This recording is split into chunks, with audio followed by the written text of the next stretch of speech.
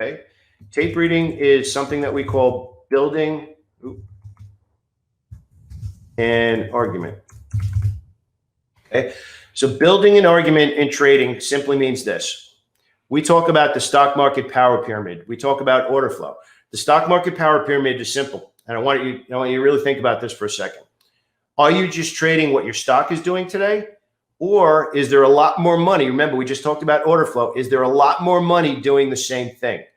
So this is really where it gets exciting, because remember we talked all the way back at the beginning about probabilities.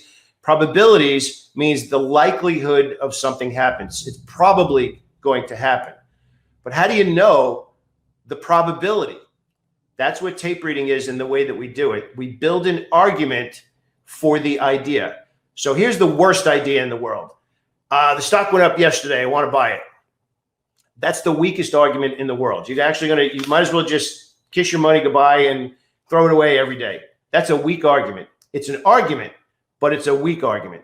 A better argument is the market's going up every day. And this is the stock market power pyramid. On the bottom of that is the foundation, the overall big market. And a lot of people call it the big three, which is the Dow Jones Industrial Average, the NASDAQ Composite, or the QQQ, if you want to use that, and the S&P 500. That's the foundation under everything. If that's obvious, you have a lot of money doing the same thing. So if we go back over to the screen and we take a look at, we'll use the S&P 500 as an example. We'll use the SPY ETF.